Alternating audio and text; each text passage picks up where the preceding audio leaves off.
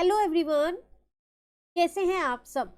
अब तो आप सबकी क्लास 10th की जो बोर्ड एग्जाम आने वाले हैं उसकी प्रिपरेशन चल रही होगी ना, वही सब की तैयारी में आप सब लगे हुए हैं।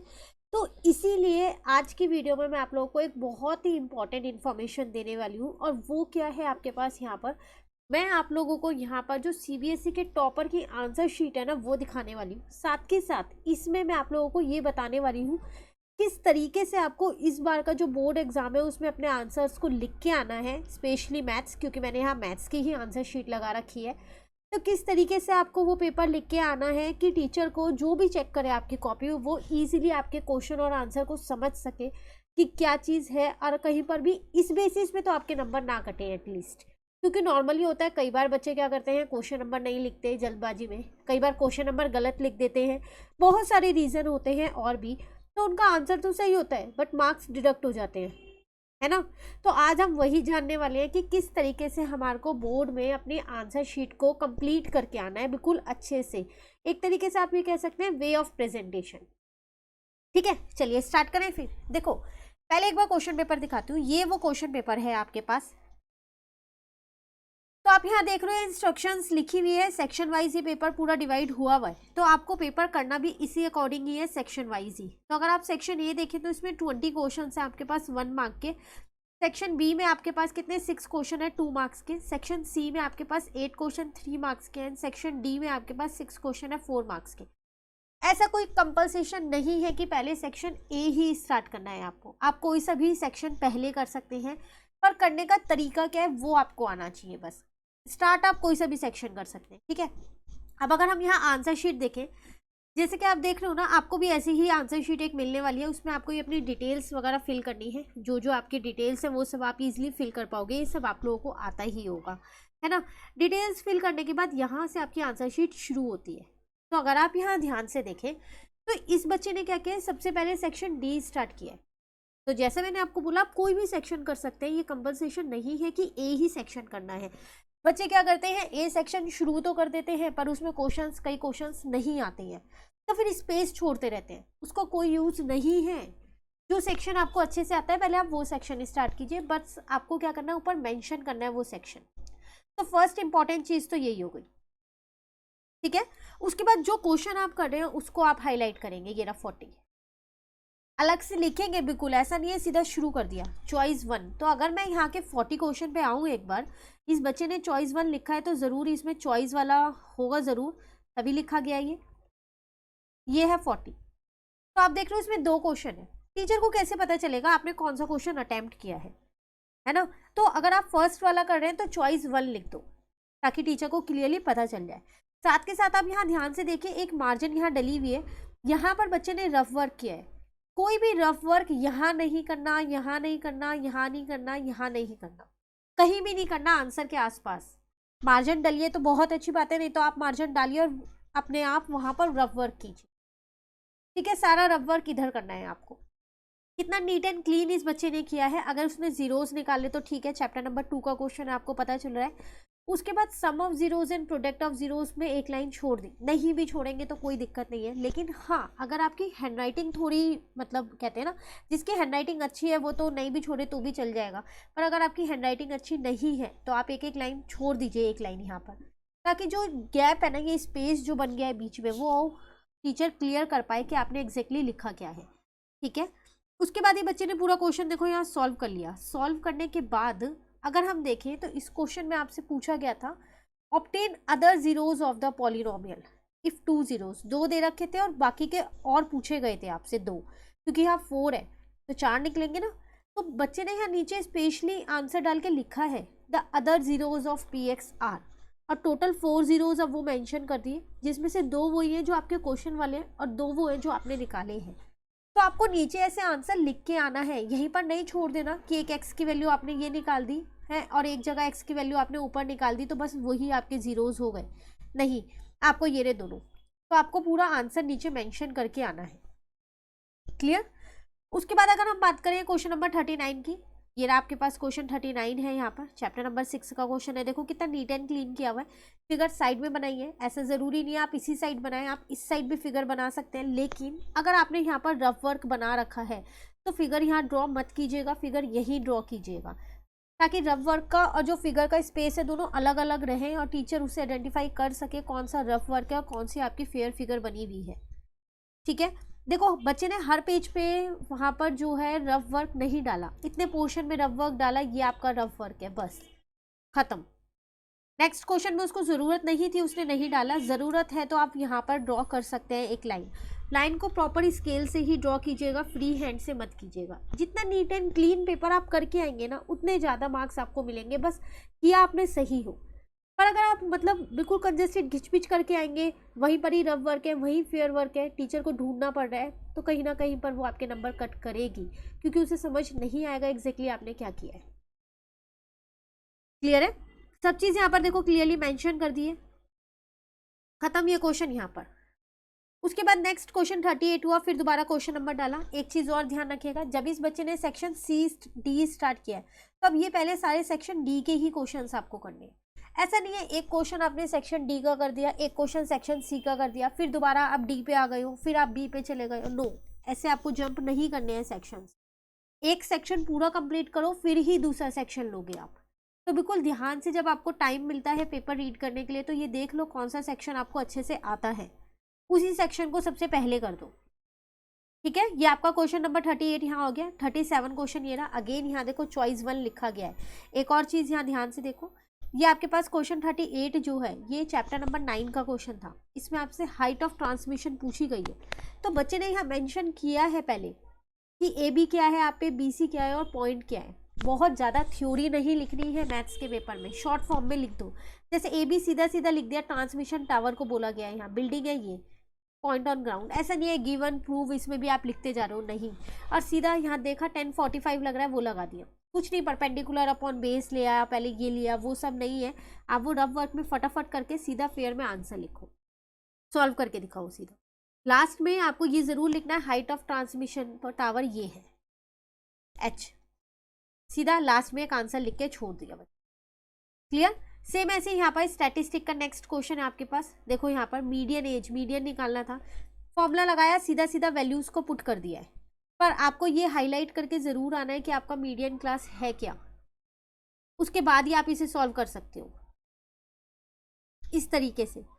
ठीक है, उसके बाद अगर हम यहाँ देखें, ये आपके पास surface area and volume chapter 13 का क्वेश्चन आ गया। देखो यहाँ पर ये ना क्वेश्चन, तो फिगर देखो कितनी नीट एंड क्लीन बनाई हुई है। कोई फ्री हैंड से नहीं बनानी कि रैंडमली फटाफट से लिया और ऐसी एक फिगर बना के छोड़ दी, नहीं।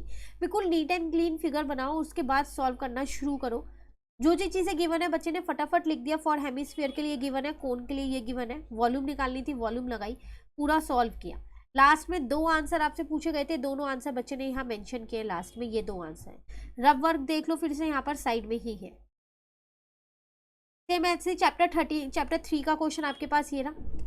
कोई बहुत बड़ी बड़ी आपके पास यहाँ पर आपको स्टेटमेंट नहीं लिखनी है मैथ्स में, शॉर्ट में लिखो। अपस्ट्रीम स्पीड आपने क्या ली है, ठीक है, मोटर बोट के लिए क्या है, डाउन स्पीड क्या है, सब शॉर्ट में लिखा, सॉल्व कर दिया। लास्ट में आंसर ज़रूर मेंशन करके आना है कि आपका जो मेन आंसर जो पूछा गया है क्वेश्चन में वो ये है।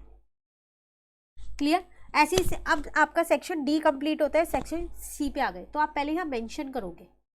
ये नहीं है सीधा 34 नंबर डाला और शुरू कर दिया, नहीं, ऊपर आपको सेक्शन मेंशन करना है। ये प्रोबेबिलिटी का क्वेश्चन आप देख रहे हो यहाँ पर, तो सारा ये आपने पहले यहाँ पर फॉर्मूला लिखा है बच्चे ने, उसके बाद उसको सॉल्व किया है कि फेवरेबल कितने हैं और टोटल कितने हैं, सब चीज़ यहाँ पर मेंशन की है। ये है ना, हर पार्ट में फॉर्मूला लिख रखा है। देखो ये रहा एपी का क्वेश्चन, अगर आप यहाँ देखो सीधा सीधा फॉर्मूला लगाया और सॉल्व कर दिया, ऊपर बस लिख दिया फटाफट क्या क्या गिवन है। तो कोई भी आपको स्टेटमेंट एक्सप्लेनेशन ऐसा नहीं लिखना है, सीधा आंसर ही सॉल्व करना है। रफ वर्क साइड में किया, जितना रफ वर्क की रिक्वायरमेंट है उतनी लाइन ड्रॉ कर दी, थोड़ी एक्स्ट्रा भी ड्रॉ हो जाएगी तो कोई बात नहीं है, पर आप रफ वर्क साइड में ही कीजिएगा। ठीक है, ये सारा आप देख लो किस तरीके से बच्चे ने अगर एक लाइन भी बनाई है ना तो उसको भी प्रॉपर स्केल से बनाया है। हर क्वेश्चन के बाद लास्ट में लाइन डाल रखी है कि हाँ मेरा एक आंसर कंप्लीट हो गया, अब नेक्स्ट आंसर शुरू है। चॉइस है तो चॉइस भी डाल रखा है कि ये चॉइस वाला क्वेश्चन हमने किया है, यहाँ पर सब चीज़ मेंशन कर रखी है अच्छे से। तो इसी तरीके से आपको पेपर को प्रेजेंट करके आना है, जितने अच्छे से प्रेजेंट करोगे उतना ही अच्छा होगा। पूरा पेपर एक बार देखते हैं, ठीक है, ताकि आपको पता चले कि कैसा है। ये देखो चैप्टर नंबर 1 का आपके पास क्वेश्चन, जो भी आपसे पूछा गया वो लास्ट में बच्चे ने हमेशा मेंशन किया। अब आप सोच रहे होंगे यहीं पर कैलकुलेशन कर दिए, तो इसके नीचे उस बच्चे ने कोई भी आंसर स्टार्ट नहीं किया, फिर वो वही करके छोड़ दिया। क्लियर। देन यहाँ पर चॉइस 2 वाला क्या है, क्वेश्चन 30 वो उसने पूरा पहले अटेम्प्ट किया, लास्ट में लिखा कि क्या क्या है। देन टिग्नोमेट्री का क्वेश्चन देखो कितने अच्छे तरीके से बच्चे ने टिग्नोमेट्री का क्वेश्चन किया है। कंस्ट्रक्शन अगर हम यहाँ देखें, चलो इस बार तो कंस्ट्रक्शन नहीं है, बट अगर फिर भी एक बार देख लें तो कितना नीटली ये ड्रॉ कर रखा है, स्टेप ऑफ कंस्ट्रक्शन भी लिख रखे हैं, ये सारी चीज़ें भी लिख रखी है। देख के ही लग रहा है कि हाँ ये फिगर एकदम ठीक है। आर्क्स देखो कितने अच्छे तरीके से बना रखे हैं, 90 डिग्री अगर हम यहाँ देखें कितने अच्छे तरीके से ड्रॉ कर रखा है। तो बिल्कुल शार्प पेंसिल और स्केल से ही आपको ये सब काम करना है अच्छे से, ठीक है। ये आपके पास ये शीट थोड़ी यहाँ पर मिस प्रिंट है, ये देखो जैसे सेक्शन बी है, इसे देख लो आप। सेक्शन सी कंप्लीट, अब बच्चे ने बी स्टार्ट किया तो बी लिख दिया। अब सारे क्वेश्चन आपको बी के ही मिलने वाले हैं। ये अगर आप देखें आपसे, ये तो आपके पास आने वाला है इरेशनल नंबर वाला। देखो कोई ज़्यादा थ्योरी नहीं लिखी, छोटी सी ऊपर 2 लाइन लिखी है, नीचे 2 लाइन लिखी है कि हमारी एजम्पशन को कॉन्ट्राडिक्ट करता है, इसलिए ये इरेशनल नंबर है। बीच में सिर्फ सॉल्व किया है। बच्चों को बहुत है, चैप्टर नंबर 1 में 1.3 में तो बहुत ही स्टेटमेंट है, कोई ज़्यादा स्टेटमेंट नहीं है, ठीक है। ऐसे ही देखो आपके पास चैप्टर नंबर 6 का यहाँ पर ये क्वेश्चन, छोटे छोटे क्वेश्चंस आपको दे रखे हैं, बच्चे ने एक एक शीट पे कर रखा है। ग्राफ की अगर मैं यहाँ पर बात करूँ, देखो ग्राफ कितना नीटली बना रखा है, बनाया हुआ ना अच्छे से ग्राफ, सब चीज़ मेंशन की है यहाँ पर। एक्स एक्सिस पर क्या लिया है, स्केल भी मेंशन किया है बच्चे ने यहाँ पर, ईच एंड एवरीथिंग मेंशन कर रखी है। तो ये है पेपर की प्रेजेंटेशन, इस तरीके से आपको प्रेजेंट करना है, इस तरीके से आपको फिगर बनानी है, इस तरीके से स्टेटमेंट लिखनी है, लास्ट में आंसर ज़रूर मेंशन करके आना है। और एक बड़ी बात, यहाँ कटिंग अगर आप कर रहे हैं तो कई बच्चे होते हैं इस कटिंग को भी बिल्कुल ऐसे गंदे तरीके से कटिंग करते हैं। नहीं, अगर आपका इनकेस कोई गलत हो गया है कोई बात नहीं, ऐसा नहीं है मिस्टेक नहीं हो सकती, आप उसमें नॉर्मली 2 लाइन डाल दो या 3 लाइन डाल दो, ऐसे डाल दो या फिर ऐसे करके डाल दो, बस। उसको बिल्कुल गंदे तरीके से कट नहीं करके आना है, ठीक है। अब जैसे यहाँ स्क्वायर गलत हुआ, क्वाड्रिलेटरल था, एक सिंगल लाइन डाल के ऊपर क्वाड्रिलेटरल मेंशन कर दिया और कुछ नहीं, उसको पूरा ये नहीं है कि टीचर को दिखाना ही नहीं कि हमने स्क्वायर लिखा था, वो चीज़ नहीं करनी है, ठीक है। तो ये छोटी छोटी चीज़ें हैं जो आप एग्जाम में करते हो, और इससे क्या होता है, इंप्रेशन गलत जाता है, आपकी जो प्रेजेंटेशन है वो खराब होती है, तो उसको अच्छे से करना है आपको। देखो दोबारा अगेन यहाँ पर वो कटिंग हुई उस बच्चे से, तो उसने कितने प्रॉपरली उसको कट कर दिया और नीचे उसका आंसर लिख दिया। मॉडल क्लास मार्क निकालना था वो लास्ट में मेंशन कर दिया, अप्रॉक्स में तो अप्रॉक्स भी मेंशन किया, यूनिट्स वगैरह का सबका ध्यान रखना है। उसके बाद बच्चे ने सेक्शन ए शुरू किया, 1 मार्क के क्वेश्चन है। 1 मार्क के क्वेश्चन भी देखो बच्चे ने सॉल्व करके दिखा रखे हैं, जिनमें रिक्वायरमेंट है, जिसमें रिक्वायरमेंट नहीं है डायरेक्ट आंसर लिखने वाले हैं वो, उसमें उस बच्चे ने डायरेक्ट आंसर भी लिखे हैं, ये लिखे हुए। इनमें सॉल्व करना था तो इसलिए यहाँ पर सॉल्व किया और नीचे आंसर मेंशन किया है कि क्या आंसर होगा। फिगर भी बना रखी है इनफैक्ट, आप यहाँ पर देखो 1 मार्क के क्वेश्चन में। तो ये सिर्फ है कि आपको कैसे किस तरीके से टाइम को मैनेज करना है कि 3 आवर्स में आप पेपर को भी कंप्लीट कर लो, साथ साथ रिवीजन भी कर लो, और इस तरीके से उस पेपर को प्रेजेंट भी करिए आओ कि प्रॉपर लाइंस डालनी है, फिगर को जो है बिल्कुल शार्प पेंसिल और स्केल से ही बनाना है। आपने देखा होगा कोई भी फिगर ऐसा नहीं है कि फ्री हैंड से बनी हुई थी, है ना। और हर आंसर के बाद वो लाइन मेंशन करनी है, हैंड्स वाली लाइन की, ये हमारा आंसर निकल के आया। 1 मार्क के क्वेश्चन भी देखो कितने अच्छे तरीके से बच्चे ने सॉल्व कर रखे हैं, सारे आंसर्स जो है वो क्लियरली मेंशन कर रखे हैं, दिख रहे हैं आपको। जहाँ भी बच्चे को लगा मुझे रफ वर्क की ज़रूरत है, उसने फटाफट से एक लाइन ड्रॉ की और साइड में ही रफ वर्क किया, कोई यहाँ पर यहाँ पर यहाँ पर ऐसे रफ वर्क नहीं किया है। तो यही सब तरीके हैं, आपको पेपर को इसी तरीके से प्रेजेंट करके आना है बिल्कुल अच्छे से। कहीं आपको गलती लगे, एक सिंपली 2 कट लगाओ और उसके बाद नीचे दोबारा वो आंसर लिखना अपना शुरू कर दो जो आपका सही आंसर है। तो उम्मीद करती हूँ आप लोगों को पता चला होगा कि पेपर को आपको कैसे करके आना है, और आप इस बार का जो आपका बोर्ड एग्जाम का पेपर है आप उसे बिल्कुल अच्छे से लिख के आओगे। वे ऑफ प्रेजेंटेशन बहुत मैटर करता है एग्जाम के अंदर, तो बिल्कुल अच्छे से पेपर को प्रेजेंट करके आओगे, नीट एंड क्लीन करके आओगे, लाइन्स का ध्यान रखोगे कि कब आपको 1 लाइन छोड़नी और कब नहीं छोड़नी, ये सारी चीज़ें हर क्वेश्चन के बाद तो छोड़नी है, आपको पता ही है। बट कई बार ऐसा होता है जो एक क्वेश्चन होता है उसके आंसर में 2-3 बार छूट जाती है, कोई बात नहीं, बस आपको पेपर को नीट एंड क्लीन करना है।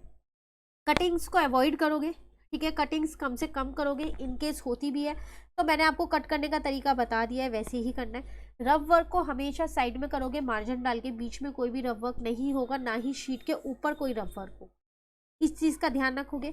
फिगर्स को शार्प पेंसिल और स्केल से ही ड्रॉ करोगे बिल्कुल अच्छे से, साइड में आपको यहाँ ड्रॉ करनी है, इस साइड, रफ वर्क की साइड ड्रॉ नहीं कीजिएगा, इनकेस नीचे फिर रफ वर्क होगा तो आपको दिक्कत हो जाएगी।